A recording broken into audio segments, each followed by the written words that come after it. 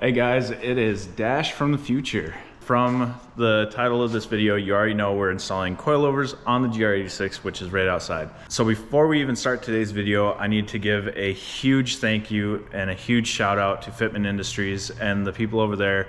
We worked with Anna and Gels. They jumped on board with the GR86 build and gave us a sponsorship. It's crazy. This is our first like real legit part sponsorship. We got wheels, tires, and suspension, which are all on the car now, but you're gonna have to hit that subscribe button down below if you wanna see the rest of those. We're gonna get into today's video and show you the Fortunato 500 coilovers for the GR. Let's see, no sneak peeks for you guys. And a sneak peek for a future video coming soon is on the S2000. Now, the S2000 has a little issue.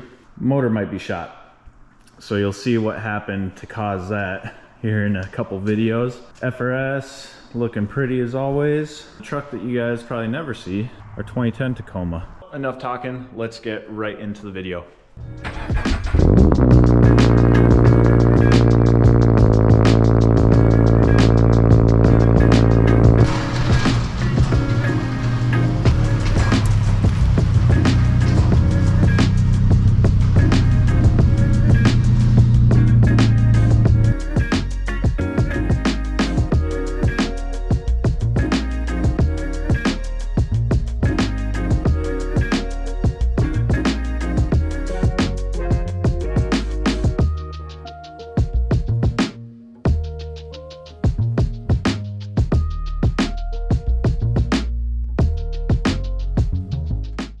Saying, oh, why didn't you go with something nicer? It was like, these are like $2,000 coilovers. I don't know how much nicer you want us to go on a $30,000 car.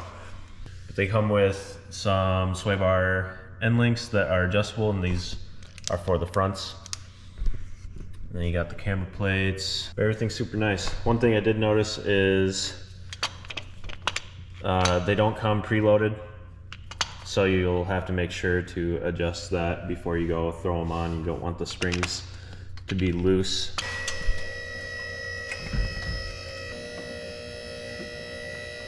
And good.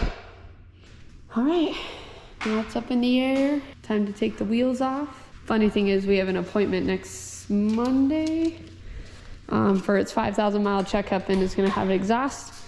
And, excuse me.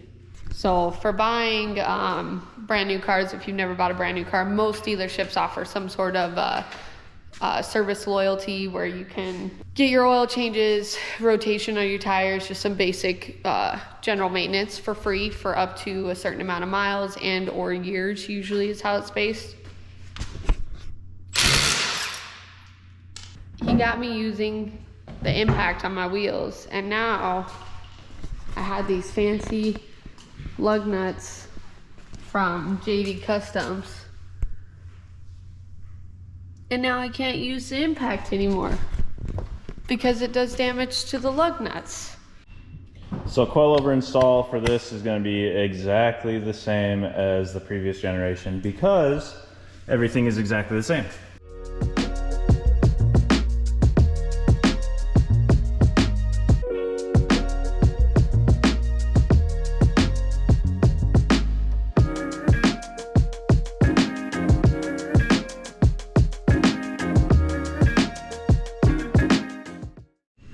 All right, coilovers are in. Rears obviously super easy, just 2 bolts up top. And then what we do is we just take these 3 out, the 2 17s and then the 14, and then just drop the lower control arm down. That way you can pull the coilover out, or the stock suspension out, put the coilover back in.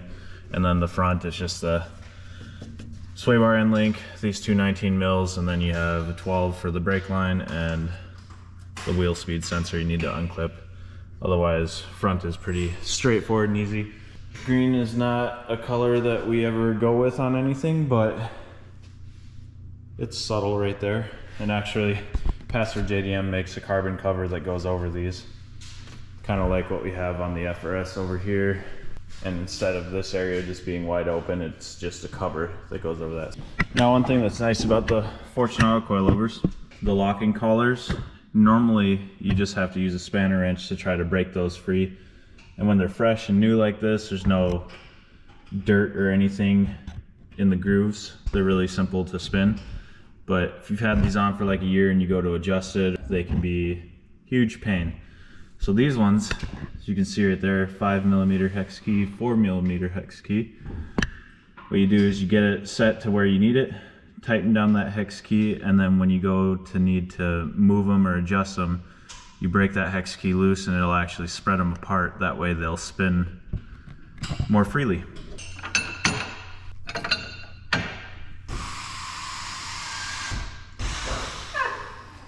Doesn't even look lowered.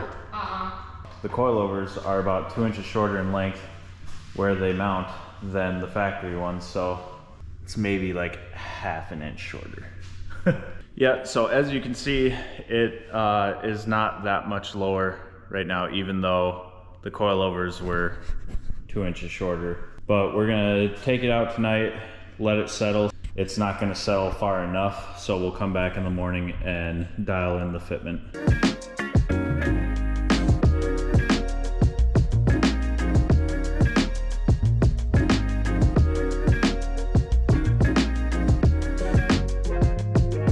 All right, so it's officially lowered and it's super bright out.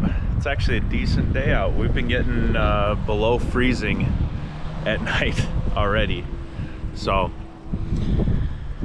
oh, it looks so good, so much better. And now we could go a little bit lower than this, but since we're gonna be running out of the track, we need the functionality of a little bit of clearance so we're not scrubbing out on the fenders, especially once we go with the new wheel and tire setup, which is going to be a bit more aggressive.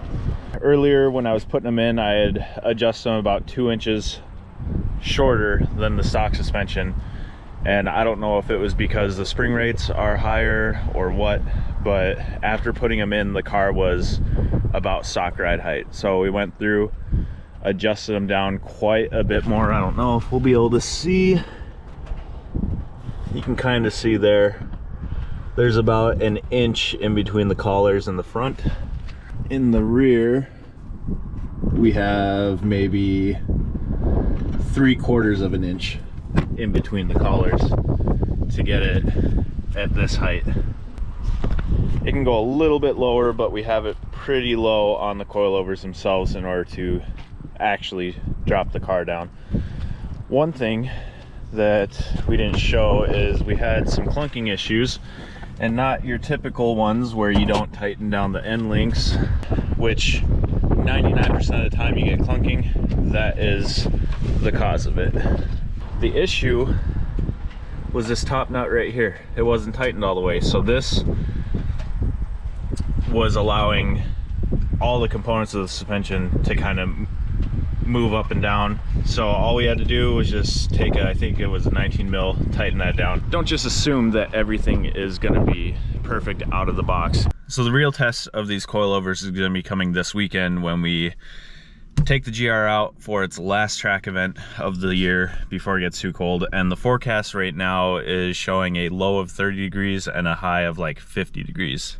We will see if it's really worth spending $2,000 on a set of coilovers, or if you're perfectly fine with like some Tane street basis Z's that are probably like $700 or even a cheaper set. But super excited to get this out on the track. Should be a lot less body roll, which was like the second biggest downfall of this car, taking it out stock on the track. First thing is tires. Better tires, huge difference. And now with no body roll and the coilovers, it should be another step up. And again, huge thank you, huge shout out to Fitment Industries. We're excited to be working with them, but go check them out and show them some love.